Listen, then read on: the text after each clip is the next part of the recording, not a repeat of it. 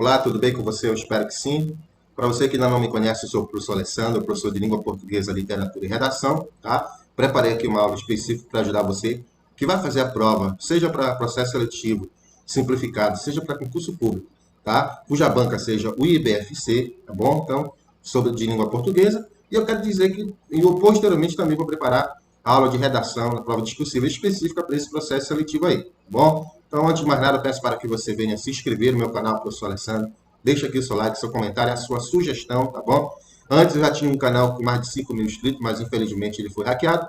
Mas nada disso vai impedir de eu continuar ajudando pessoas nesse Brasil aí, nessa tarefa de aprender conteúdo de língua portuguesa e redação, especificamente disciplinas bastante cobradas hoje em qualquer processo seletivo simplificado e também prova de concurso público. Então aqui estamos diante desse edital aqui da Empresa Brasileira de Serviços Hospitalares, né, hospitais universitários federais, tá? Então, a aula que eu preparei é com base aqui nesse edital número 4, bom, gente? Então, aqui está o nome do meu canal, você vai me achar lá, professor Alessandro YouTube 2.0, tá? Não esqueça de se inscrever no meu canal, tem muita coisa boa aí. Então, vamos lá.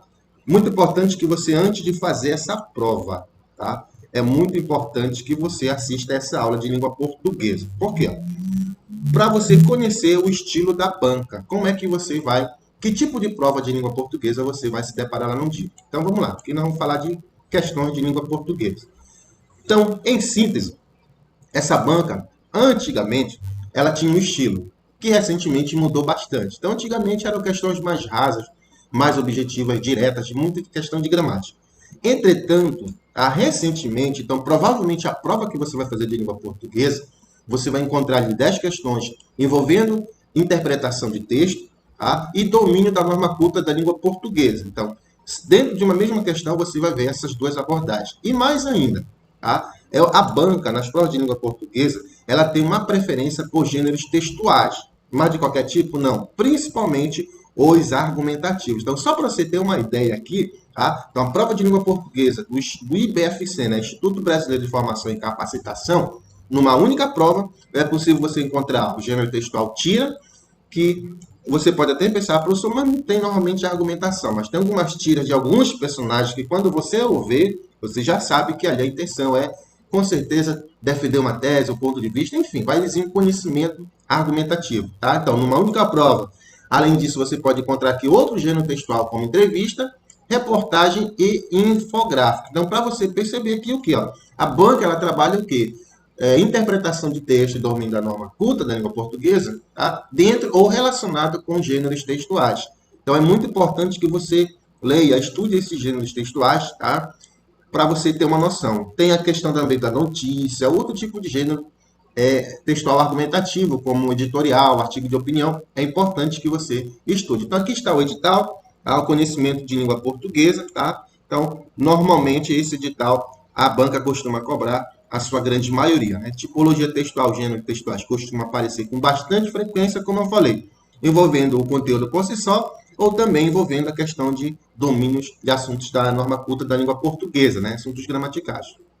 Aqui está a composição da prova objetiva, então, como você pode observar, só a prova de língua portuguesa, 10 questões, né? Ela perde apenas para a prova de conhecimentos para a disciplina de conhecimentos específicos, né? Então você vai ter um total de 50 questões, peso de cada uma delas aqui, lógico, não é isso? E além da prova de redação, mas como eu falei, a prova de redação fica para um próximo vídeo aí, tá? Você aí, eu vou fazer para ajudar nessa prova. Então vamos aqui para a questão 1 de língua portuguesa. Então veja só aqui que nós já temos uma tira, e com base nessa tira, a banca aqui, ó, ela cobra 2 questões.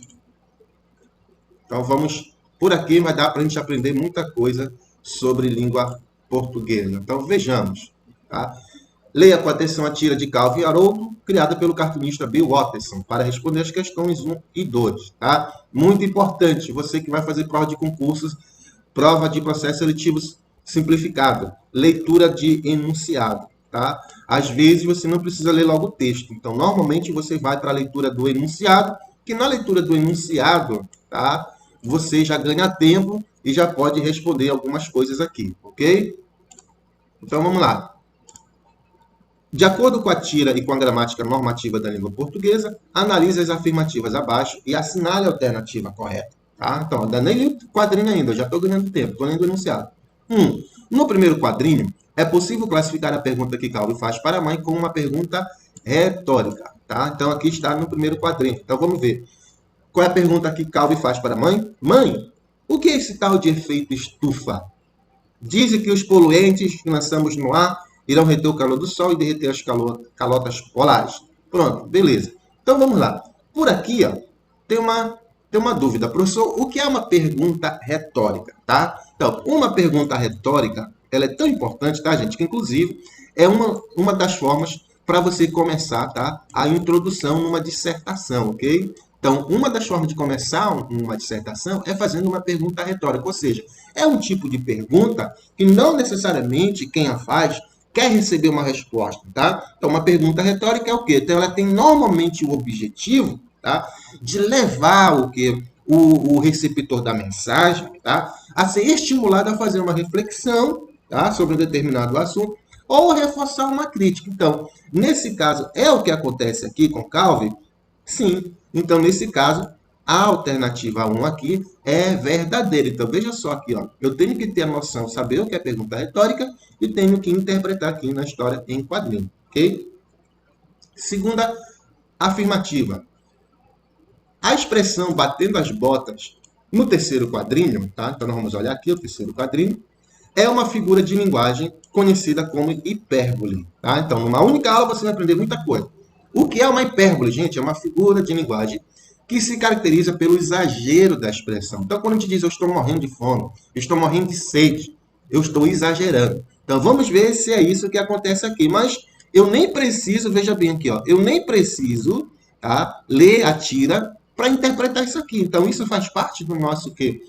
Do nosso linguajar cotidiano, né? Quando a gente diz, olha, fulano bateu as botas, fulano bateu as botas. Então, isso aqui não é hipérbole. Isso aqui é o que nós chamamos de figura de linguagem chamada de eufemismo, ou seja, eu quero suavizar a expressão. Aí tá aqui, ó. Claro que você já vai ter batido as botas, ou seja, é uma expressão suave para substituir o que ele está dizendo que a mãe dele vai morrer. Então, a 2 está incorreta. Tá? 3. O adjetivo belo no terceiro quadrinho é utilizado como uma conotação irônica. Então, preste atenção bem aqui, ó. Nós temos essa informação, nós temos aqui a questão de conotação e nós temos aqui o terceiro quadrinho. Então, vamos lá. Isso vindo de um moleque que quer ir de carro a qualquer lugar mais longe de um... Opa, perdão, é no terceiro quadrinho. Então, o terceiro quadrinho está aqui. Então, claro que você já vai ter batido as botas, mas eu não. Que belo planeta vocês estão deixando para mim, hein? Então, nesse caso, a afirmativa também é verdadeira. Porque quando Calvi está dizendo que o planeta aí é belo, que planeta belo é esse? Sendo que ele vai estar o quê? Com poluente, vai estar poluído, vai estar com cheio de problemas ambientais. Então, na verdade, tá?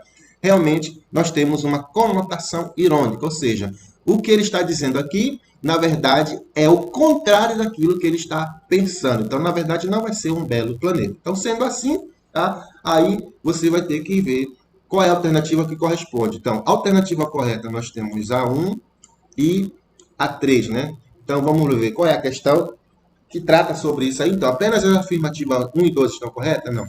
B, apenas as afirmativas 1 e 3 estão corretas. Então, nesse caso, tá? A alternativa correta é a alternativa B. Então, veja só, tá? Uma questão muito boa, muito interpretada. De novo, tá? Fiz questão de colocar aqui a tira.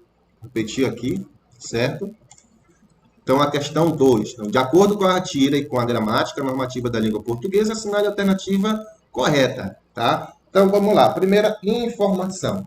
A palavra mãe no primeiro quadrinho é o sujeito simples da sua oração. Gente, o que é sujeito? Sujeito é o elemento sintático que concorda com o verbo, tá? Então, o sujeito é o elemento sintático que concorda com o verbo, ok? Então, nesse caso, vamos lá. Mãe, no primeiro quadrinho, é o sujeito? Não. Tá? Mãe, nessa posição que está aí, é um termo especial que a gente chama, é o vocativo, tá? Mãe, ou seja, ele está utilizando aí o termo mãe, a palavra mãe, tá? E veja essa posição da vírgula aí, para invocar alguém, para chamar alguém, no caso, o receptor. Então, esse é o que nós chamamos de um termo especial chamado de vocativo. Então, essa aqui está errada. No segundo quadrinho, a expressão os poluentes é o sujeito do verbo dizer, no segundo. Então, vamos lá. Os poluentes que lançamos. Está aqui, ó. Tá? Então, dizem. Então, nesse caso também está incorreta. Porque aqui eu tenho um sujeito indeterminado.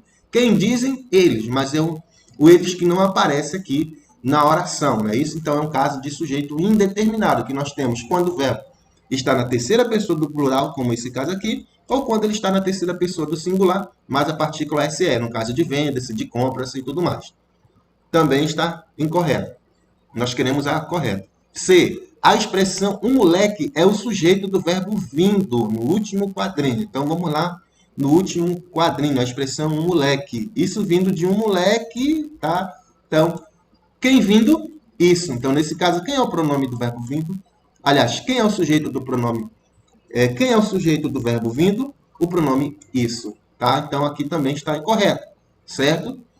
No último quadrinho, o sujeito do verbo falaram é classificado como indeterminado. Então, no último quadrinho, o sujeito do verbo falar é classificado como indeterminado. Então, vamos lá. Ei, não me falaram nada sobre as calotas polares, tá?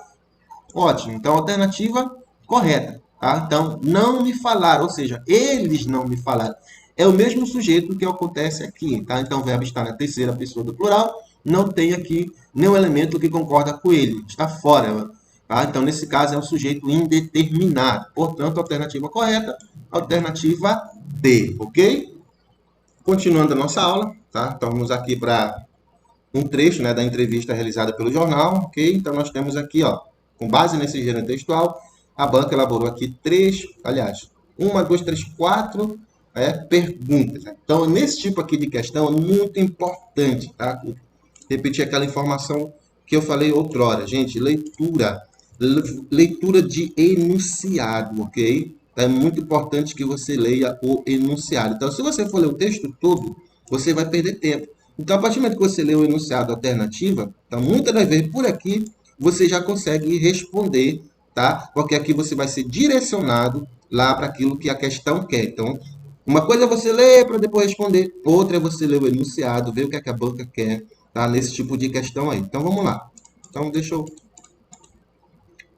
só ajeitar aqui, certo? Alternativa correta. Letra A. A palavra pena, tá? A palavra pena, certo? Deixa eu grifar aqui.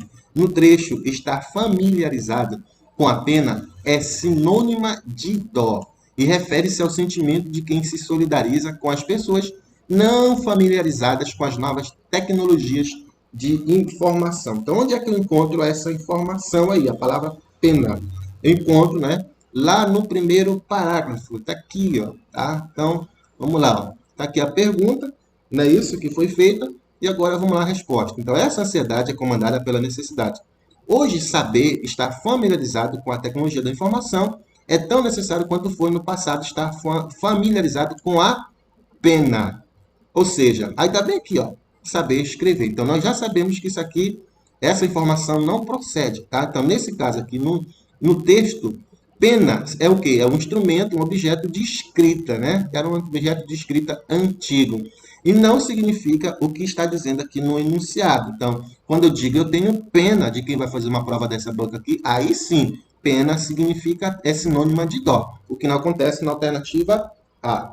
B. As aspas utilizadas para destacar a palavra irracional no trecho parte para a solução mais irracional possível, tem função de alertar o leitor para que o sentido dessa palavra é carregado de ironia. Tá? Então, mais uma vez, em muitos casos, a pessoa perde as estribeiras e parte para a solução mais irracional possível. Está aqui a informação. Pode até mesmo dar umas pancadas no micro. Então, o que é que diz aqui? Tá? As aspas utilizadas para destacar a palavra irracional no trecho parte para a solução mais irracional possível, tem função de alertar o leitor para que o sentido dessa palavra é carregado de ironia. Não, não tem ironia aqui não. Informação incorreta. Por quê? O que está dizendo aqui, ó, não é o contrário daquilo que está pensando. É exatamente. Então, irracional é um ato o quê? Agressivo, é um ato impensado. Que é o que acontece aqui, ó, dá umas pancadas no micro. Então, essa informação também está incorreta, a letra B. C. As reticências utilizadas no trecho a seguir, até mesmo dar umas pontadas no micro, têm função de ocultar uma ou mais palavras de baixo calão, inadequadas ao gênero textual em questão. Então, nem preciso voltar lá, tá? Essa aqui, expressão baixo calão, tá? Já me deixa claro. Então, reticências tem essa função de interromper raciocínio e tudo mais, mas não necessariamente palavras de baixo calão. Até porque a gente não sabe, ó. Pode até mesmo dar umas pancadas no micro, aí interromper o raciocínio e o pensamento, porque não quer, aqui o autor do texto não quis, tá, explicitar outras informações, mas não necessariamente informações que sejam palavras de baixo calão. Então, nesse caso aqui, por aqui eu já digo também que essa informação é incorreta, certo? Alternativa D, apesar de não responder explicitamente a última pergunta, é incorreto dizer que o entrevistado não se posiciona, já que ele a responde indiretamente. Tá? Então, vamos lá. No caso de a pessoa ter mais de 3 contas de e-mail, a seu ver, isso seria uma forma de ansiedade ou dispersão? O que acha disso? Então, vamos ver. Hoje é preciso ter mais de uma conta de e-mail. Tá aqui, ó.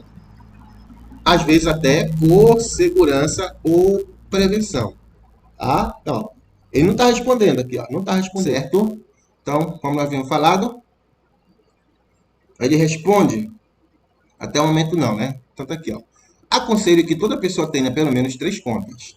Uma da empresa onde trabalha, um e-mail pessoal ligado a toda a sua rede de relacionamentos e uma terceira conta de preferência dessas de provedores gratuitos, que é útil para ser usada nesse site de internet que pede seu e-mail e depois envia o propaganda.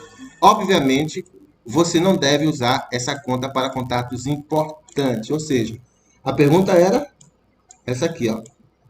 No caso de a pessoa ter mais de 3 contas de e-mail, a seu ver, isso seria uma forma de ansiedade ou dispersão? Então, apesar de não responder explicitamente, a pessoa respondeu de maneira explícita aqui? Não. A última pergunta, tá? É falso dizer que o entrevistado não se posiciona. Correto.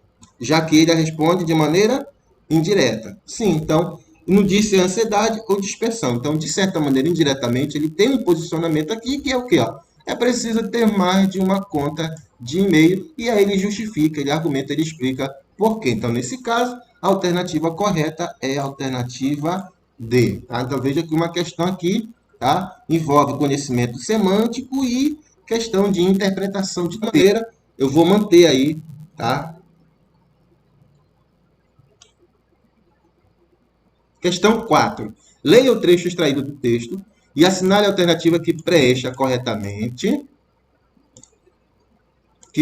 correta, tá? Ó, correta e respectivamente. Muita atenção nessa palavra, nesse advérbio aí. Ou seja, vai ter que ser, além de correta, vai ter que ser respectivamente. Então, você vai ter que respeitar essa ordem aqui, ó, certo? As lacunas, preservando o seu sentido original e respeitando a gramática normativa da língua portuguesa. Então, aí você vê lá no texto e vê qual dessas alternativas aqui, tá? Preenche correta e respectivamente. Então, fazendo uma leitura atenta e voltando aqui que eu vou ganhar tempo nessa questão, tá aqui que a gente percebe, ó. Até hoje o micro, tá, tem mania de causar dificuldades operacionais nos momentos mais impróprios. Tá? Então, se você for lá no texto pegar o que foi utilizado, você vai ver que pode substituir aqui por essa expressão aqui que vai ficar correta. Tá?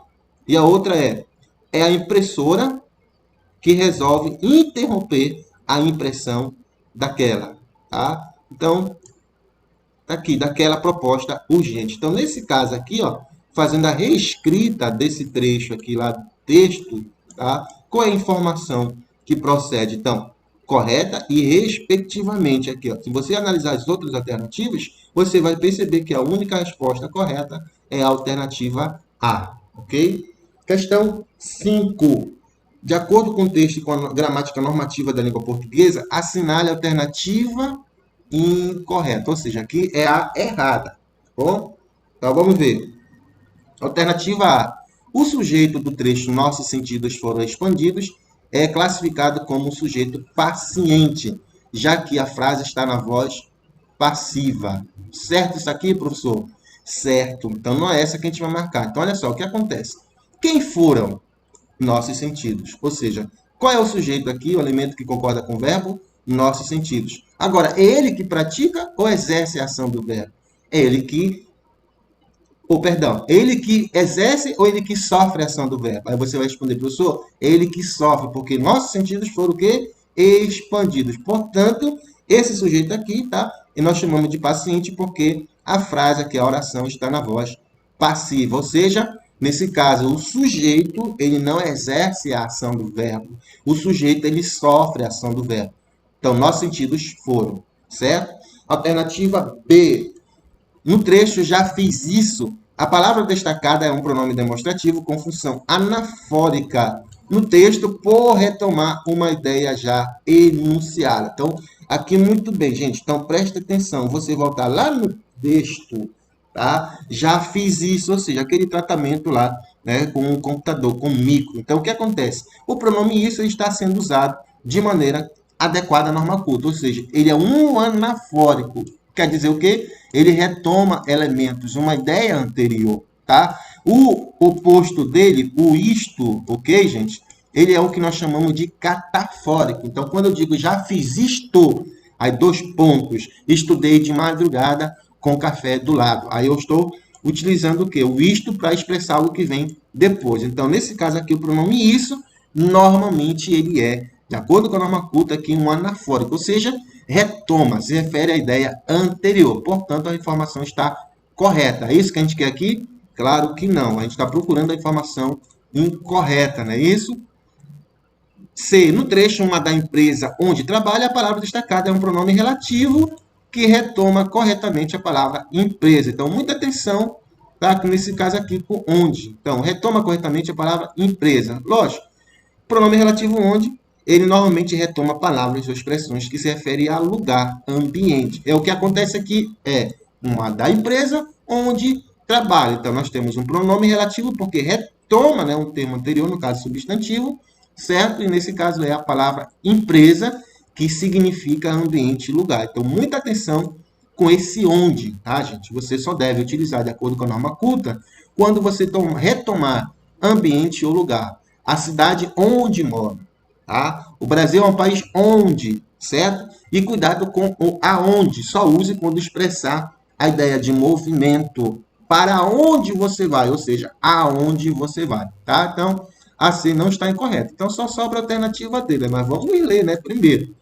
O trecho que é útil para ser usada nesse site de internet apresenta um problema de concordância verbal, pois a palavra que retoma um termo no plural, provedores gratuitos, obrigando que a forma verbal destacada também estivesse no plural. Tem que voltar lá, tá? Então, cadê a informação que nós queremos, ok? Então, nós vamos encontrar lá no último trecho, ou seja, lá na resposta, né, indireta que o entrevistado deu. Então, vejamos aqui, ó. Vamos lá. Uma da empresa onde trabalha, um e-mail pessoal ligado a toda a sua rede de relacionamentos e uma terceira conta. Presta atenção aqui, ó. De preferência dessa de provedores gratuitos que é útil para ser usada. Pronto. A informação que está lá dizendo está correta? Não, está errada. Porque nesse caso aqui, ó, ser usada o quê? Então, o que, nesse caso aqui, né, como elemento lá, uma das regras da concordância verbal, ele vai dizer para o verbo, para a locução verbal, olha, você vai concordar com o elemento que vem antes de mim. Então, nesse caso aqui, quem é? É o núcleo do sujeito, conta. Então, nesse caso aqui, a concordância, tá, está feita em perfeita harmonia. Então, portanto, aquela informação que diz lá é a informação que a gente precisa, certo? Então, voltando aqui, ó. Então, a alternativa incorreta, ou seja, a errada, é essa aqui. Então, muito cuidado com esse tipo de questão para você não se confundir, ó. Se não, professor, mas está certo, está certo, está certo. Mas leia o enunciado, leia comando. É a errada. Então, nesse caso, a errada é a alternativa D, ok? Esse tipo de questão a banca antigamente não fazia nas provas dela. Agora você vai, com certeza você vai encontrar, tá, gente? É um tipo de questão muito chata. Imagina você, além de ler um enunciado, ler cada afirmativa, vai ter que ainda marcar aqui, né? Fora que você vai ter, não é só prova de português, tem redação, tem outro conhecimento. tá? Nesse sentido que eu considero ela exigente, ok? De acordo com o texto e com a gramática normativa da língua portuguesa, analise as afirmativas abaixo e assinale a alternativa correta, ou seja, uma dessas aqui. 1. As expressões em destaque no trecho a seguir, estar familiarizado com a tecnologia da informação é tão necessário quanto foi no passado. São classificadas como locução conjuntiva e tem sentido comparativo. Verdadeiro ou falso? Verdadeiro. Professor, o que é locução? Na língua portuguesa, locução, quando eu tenho duas ou mais palavras que atuam na função de uma. Aí, nesse caso aqui, ó, eu tenho duas ou mais palavras que atuam como uma única conjunção. E aí nós temos lá, quando a gente estuda as orações subordinadas adverbiais, então nós vamos encontrar as orações subordinadas adverbiais comparativas. Nós temos 9, tá, gente? Então, nesse caso, uma das locuções conjuntivas é essa aqui. Então, está se fazendo uma comparação aqui, ó. Tá? Então, estar familiarizado com a tecnologia da informação é tão necessário quanto foi no passado. Então, há uma comparação aqui, então a alternativa está correta. 2. A expressão destacada no trecho a seguir, a entrada e saída de dados que recebemos do ambiente é classificada como conjunção integrante, ok? Então, olha só. É falso ou verdadeiro? Aí presta atenção aqui, ó. Eu vou logo a terceira. A expressão destacada no trecho a seguir, aconselho que toda pessoa tenha pelo menos 3 contas, é classificada como pronome relativo. Então, notadamente, a gente observa que hoje houve uma inversão aqui, tá? Então, aqui é a conjunção integrante e aqui é pronome relativo, e aqui eu te explico por quê, tá? Fique atento. Então, esse assunto aqui, com certeza você vai ver, tá? É muito cobrado, seja qualquer coisa, tá? Funções do que, funções do ser, muito importante. Então, anota aí, ó. Toma nota. Então, o que ele é pronome relativo quando ele retoma, tá? Palavras que servem para nomear, no caso, substantivos, que podem designar pessoas, lugares, objetos, período de tempo, tá? Então, nesse caso, quando ele retomar substantivo, ele é um pronome relativo, igual nós já vimos aqui, tá? Nas questões anteriores. Como conjunção integrante, então, olha só, agora ele vai ter uma outra classe gramatical. Ele vai introduzir, tá, gente? Orações substantivas, ou seja, as orações que atuam nas funções sintáticas do substantivo, que a gente sabe que pode ser sujeito, objeto direto, tá? Que é quando o objeto direto é aquele que completa o sentido do verbo, sem a presença de preposição. Já pode ser objeto indireto, que completa o sentido do verbo com preposição. Complemento nominal, como o próprio nome já diz aqui, vai completar o sentido de um nome. Predicado nominal, né? Pode ter a função de predicativo de sujeito. E também o substantivo pode ter a função sintática de aposto, ou seja, um elemento explicativo, né? Exemplificativo. Então, nesse caso aqui, o que ele vai ser uma conjunção integrante. Aí tem uma dica muito preciosa. Veja se o que ele pode ser substituído por isso. Então, nesse caso, se ele puder ser substituído por isso, aí vai ser uma conjunção integrante. Então, isso é uma dica fundamental, tá? Então, veja só aqui, ó. Na afirmativa 3, ó, a expressão destacada no trecho a seguir, aconselho. Tá? Quem aconselha, aconselha alguma coisa. Então, olha só. Aqui nós temos o verbo, portanto, nós temos uma oração. E bem aqui, ó, o que ele introduz uma oração. Professor, como é que eu sei que eu tenho uma oração? Aqui, ó, o verbo. Tá? Então, o que é que acontece? Ó? Aconselho isso. Tá? Aconselho isso. Ou seja, dá para substituir aqui o pronome que por isso? Então, significa que nós temos uma condição integrante. Tá? Então, nesse caso, aqui não é um pronome relativo. Aqui o que é classificado como uma conjunção integrante. E aqui, sim, ele é um pronome relativo. Olha, a entrada e a saída de dados, isso recebemos? Não. A entrada e a saída de dados que recebemos. Então, nesse caso, que é um pronome aqui relativo, porque ele está retomando, tá, substantivos. Então, preste atenção nessa dica preciosa que eu passei para você aqui, sobre o que como conjunção integrante e sobre o que como pronome relativo. Portanto, qual é a alternativa correta? Tá? Então, nós só temos essa aqui, não é isso? Então, é a A, não, é a B, não, é a D. Então, apenas a afirmativa 1 está correta, ok? Então, já nós estamos finalizando, são 10 questões. Não deixe de assistir até o final desse vídeo, não deixe de se inscrever no meu canal, professor Alessandro, ok? Ok? Tá? Então, o texto aqui, certo? Vou colocar aqui na tela o texto, que é um trecho de uma reportagem sobre mães solos para responder as questões 7, 8 e 9. Tá? Então, foi adaptado para essa prova, né? Isso? Então, vamos lá. A questão 7 diz assim, a partir da leitura e interpretação do texto, assinale a alternativa incorreta, ou seja, a alternativa que está errada. Então, olha só. De acordo com o texto, o termo mãe solo faz referência a mulheres que assumiram completamente ou majoritariamente os cuidados e a responsabilidade com os seus filhos, tá? Então veja só o que diz o texto, tá bom? Então, é muito comum escutarmos por aí as pessoas utilizando a expressão mãe solteira para se referir àquelas mulheres que criam sozinhas seus filhos. E por que não é adequado utilizarmos essa expressão?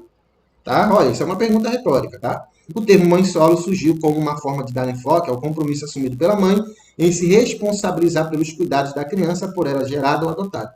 Mas é importante entendermos a maternidade como algo muito complexo, que se dá além do estado civil da mulher. Tá? Então, o termo mãe solo faz referência a mulheres que assumiram completamente ou majoritariamente os cuidados e responsabilidade por seus filhos. Tá? Então, tudo indica que essa informação está correta. Vamos lá. Se o pai não divide a criação com a mãe igualitariamente, 50% a 50% do tempo, ela ainda será considerada uma mãe solo, mesmo que ele coloque seu nome na certidão do filho. Pague a pensão que deve e veja a criança algumas vezes durante a semana. Infelizmente, ainda existe uma cultura que viabiliza esse comportamento masculino de inserção perante a paternidade. Mas o contrário parece impensável para as mulheres, que ainda são alvo de críticas caso não cumpram suas funções maternas de maneira esperada. Segundo dados colhidos pelo IBGE, Instituto Brasileiro de Geografia e Estatística, em 2005, 10 milhões e meio de famílias já eram compostas por mulheres sem cônjuge e com filhos, sendo elas as principais responsáveis pela criação dos mesmos. Nos últimos 10 anos, o número de mães solo, entre aspas, no Brasil aumentou em mais de 1 milhão. Ao mesmo tempo, a taxa de fecundidade caiu de 2,38 filhos por mulher para 1,9 em 2010. Esse decréscimo, ou seja, essa queda, está ligado ao aumento da escolaridade feminina, que teve sua presença intensificada tanto no ensino médio como nas universidades, superando os números masculinos neste mesmo processo. Então, lendo o texto todo, nós vemos que essa informação aqui, tá, alternativa A, ela não é errada, ela está correta. É isso que o enunciado quer? Claro que não. Então, de acordo com o texto, o termo mãe solo faz referência a mulheres que assumiram completamente ou, na sua o quê? Maioria, os cuidados e a responsabilidade por seus filhos. Então, a gente viu aí, de acordo com o texto, que tem, no caso, mães solos, mesmo tendo ali esposo, né? No caso, é o marido que deixa somente a mulher cuidar dele. Ou os casos, né, que somente a mulher cuida, na sua grande maioria, dos filhos. Alternativa B. O termo mãe solo, entre aspas, não discrimina a maternidade adotiva, podendo ser empregado para referir-se tanto a mães de filhos biológicos como de filhos adotivos. Verdadeiro também essa informação aqui, tá? Então, nesse caso, quando fala de mãe solo, no caso, no texto a gente não vê essa discriminação em relação se é mãe adotiva ou não. Então, isso não existe no texto, ou seja, a afirmativa aqui também está correta. Portanto, não é isso que a gente quer. A diferença de uso das expressões mãe solteira e mãe solo reside no fato de deslocar a compreensão da maternidade para além do estado civil da mulher. Também informação correta, que a gente encontra isso lá no segundo parágrafo do texto, ok? A alternativa D. O decréscimo do número de mães solo no Brasil se deve, entre outros fatores, ao aumento da escolaridade feminina, tá? Então, preste atenção isso bem aqui. A gente quer a informação incorreta, certo? Então, a queda no número de mães solos no Brasil se deve, entre outros fatores, ao aumento da escolaridade. Opa, vamos lá no texto, vamos voltar lá no texto. Então, a taxa de fecundidade caiu de 2,38 filhos por mulher para 1,9 em 2010. Esse decréscimo está ligado ao aumento da escolaridade feminina. Então, presta atenção aqui, ó, tá? Nesse caso, não é a queda, a consequência não é a queda no número de mães solo no Brasil, tá? Que foi dada pelo aumento da escolaridade. A queda que houve, como você pode observar no último parágrafo, é em virtude de quê? É da fecundidade, né? Isso é a fecundidade que caiu. Então, a alternativa aqui está errada. Então, a alternativa D é para marcar. Questão 8, ok? De acordo com o texto e com a gramática normativa da língua portuguesa, assinale a alternativa correta. A. O texto é um gênero em que predomina a sequência tipológica injuntiva, já que incentiva a compra de contraceptivos que evitaria o aumento do número de mães solo no Brasil. Totalmente equivocado isso aqui, né? Não tem nada a ver isso. Professor, mas essa palavra injuntiva aqui, eu não sei nem o que é isso. Eu acho que eu vou marcar ela. Tem gente que vai fazer prova de concurso e faz isso. Texto injuntivo, gente, é um texto que prescreve, que expressa a ordem. Então, normalmente você vai encontrar verbos no modo imperativo, o edital do concurso, uma receita, ou seja, você vai encontrar lá uma receita de bolo, por exemplo, primeiro, bata, agite, faça isso. Então, isso é o quê? É um texto que apresenta uma sequência tipológica injuntiva, ou seja, expressa ordem, súplica, mandamento, tá? Orienta ou dá ordem para alguém. Não é isso que acontece aqui. Principalmente não existe esse negócio de contraceptivo, nem se fala isso no texto, ok? B. A sequência textual predominante no texto acima é a narrativa, pois explora detalhes e informações caracterizando singularmente os raros casos de maternidade solo no Brasil. Até aqui estava caminhando tudo bem, né? Quase correta a alternativa. No entanto, ninguém está falando de raros casos, né? A gente está falando aqui de uma grande incidência, né? De incidência de casos de maternidade solo no Brasil. Então, também a alternativa está incorreta quando a gente compara com as informações do texto. C. A reportagem pode ser lida como um texto informativo, que além de atualizar a nomenclatura sobre maternidade solo, faz uso de dados numéricos que contextualizam a realidade das mães no Brasil, tá? Eu tenho uma aula aqui sobre reportagem, gente. Então, aqui está praticamente o conceito do gênero textual reportagem. Então, para que serve a reportagem? Então, o que acontece? É o texto que tem informação? Tem. Mas, além de informar, a reportagem ela quer elucidar os fatos, ou seja, quer detalhar, trazer não só informações. Então, normalmente, alguns dos elementos que a gente conta na reportagem é o uso de dados numéricos, tá? Como nós vimos no texto aqui, para elucidar a questão de mãe solo no Brasil. Então, nesse caso, a alternativa correta é a alternativa C, ok? O trecho é prioritariamente argumentativo ao defender de modo enfático pontos de vista sobre a necessidade de planejamento familiar para evitar, assim, que crianças cresçam sem a presença do pai. Nós temos isso aí no texto? Com certeza não, tá? Então, a alternativa correta, a alternativa C. Então, veja aí uma prova muito boa. Uma prova que cobra bastante aqui leitura, não só o conhecimento de leitura e interpretação de texto, mas nesse caso aqui você tem que conhecer também alguns elementos do gênero, tá? Inclusive da tipologia. Então, na língua portuguesa, nós temos 5 tipos textuais, tá? Então, dissertação, narração, descrição, tá? A dissertação pode ser expositiva ou argumentativa, e, no caso, a injunção, né, o texto injuntivo e o dialogar, tá? Então, aqui nessa questão, ela trabalha dois. A questão 9 diz assim, ó, de acordo com o texto e com a gramática normativa da língua portuguesa, assinala a alternativa correta. No trecho, para se referir àquelas mulheres, verifica-se que o verbo referir exige, de acordo com as regras de regência verbal, a presença da preposição a, ok? Então, nesse caso aqui, a alternativa A é a alternativa correta. Por quê, gente? A expressão para se referir na língua portuguesa, tá? Ela exige uma preposição, ok? Então, para se referir, quem se refere-se a, ok? Então, o que acontece? Quando eu uso esse termo, ele vai exigir o a, que é o a preposição. Aí, o que acontece? Nesse caso, nós temos aqui o pronome demonstrativo aquelas, ok? Então, o que acontece? Vai ocorrer a fusão do a preposição com a artigo feminino. Então, nesse caso, por isso que o pronome demonstrativo, aquelas, ele vai ser craseado aqui. Aquelas, tá? Não estranhe, não. Inclusive, o pronome demonstrativo do gênero masculino, aquilo, aquele, ele pode vir craseado. É um dos poucos casos na língua portuguesa que a crase vai ser colocada antes de palavra masculina, mas não é. É com a dos pronomes demonstrativos, ok? Agora sim, última questão para fechar aí com chave de ouro, ok?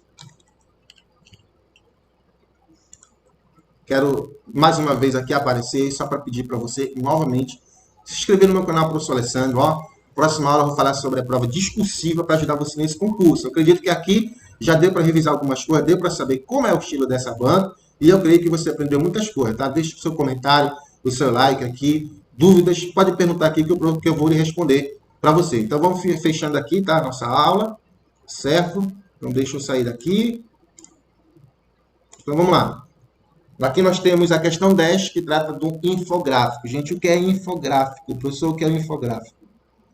É um gênero textual, tá, gente? Que normalmente ele aparece nas reportagens, como eu falei, com a intenção de elucidar os fatos, detalhar, apresentar dados, enfim, deixar mais claro para o receptor da mensagem algumas informações que estão lá. Então, aqui nesse infográfico, tá? Como qualquer gênero textual que trabalha com imagens e palavras, não esqueça de relacionar os dois, tanto a linguagem verbal quanto a linguagem não verbal, ou seja, a linguagem multimodal que a gente chama, tá? Então, nesse infográfico eu tenho aqui um título, ó, neurotransmissores, eu tenho aqui do lado esquerdo aqui, ó, hábito, e eu tenho aqui do lado direito efeito na vida, como se fosse consequência, né, disso aqui, e eu tenho aqui os neurotransmissores, aí tá aqui os nomes, ó, dopamina, serotonina, tá? E observa que do lado de cada um nós temos aqui os emojis, né?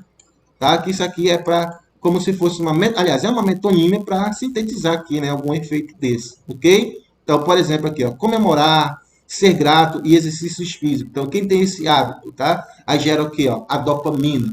Qual é o efeito que ela provoca, no caso, na pessoa? Ela reduz a ansiedade, melhora o ânimo, a energia e motivação. Então, é como se fosse causa e consequência aqui, né? E o que diz aqui, então, a questão 10? Sobre as informações contidas no infográfico, assinale a alternativa correta. O infográfico informa sobre como hábitos cotidianos produzem certos tipos de neurotransmissores e quais são as consequências da liberação destas substâncias em nosso corpo e em nossa vida. Que questão boa, né, gente? Então, já de início, a gente já pode marcar a alternativa A aqui, que a gente observa aqui, ó, da leitura é isso que está acontecendo. Está aqui, ó. Tá? Então, informa sobre como hábitos cotidianos, está aqui, ó. É hábitos do cotidiano? Com certeza. Exemplo, tomar um pouco de sol. Aí aqui o que? Produz um neurotransmissor chamado de melatonina. Não é isso? Aí qual é a consequência? Que provoca no corpo? Melhora a qualidade do sono. Tanto que tem a imagem aqui, está dizendo, você já vai dormir melhor. Então, se você tomar um pouco de sol durante o dia, você vai gerar no seu corpo esse neurotransmissor aqui, melatonina, que vai provocar essa consequência ser feita aqui. Você vai ter um sono melhor. De acordo com o infográfico, a endorfina. Cadê a endorfina? Está aqui, ó. A endorfina. Produzida pelo consumo de chocolate, é nociva ao nosso organismo e precisa ser evitada. Tá dizendo isso aqui? Então, sexo, chocolate, risos e contato com a natureza. Esse tipo de hábito gera o que? Neurotransmissor conhecido como endorfina. O que é que ele provoca? Reduz a dor, a depressão e aumenta a sensação de felicidade. Ou seja, se você comer chocolate aqui, não está dizendo excesso. Está dizendo que é um hábito, não é isso? Então, não está dizendo aqui que é nocivo e precisa ser evitado. Então, a informação está totalmente errada. A coluna central do infográfico aponta todas as vitaminas que precisamos consumir cotidianamente para cultivar uma vida saudável.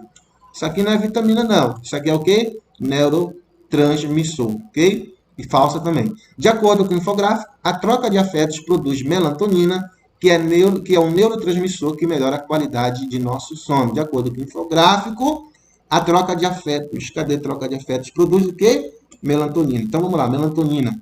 Opa, pessoal, está errado isso aí.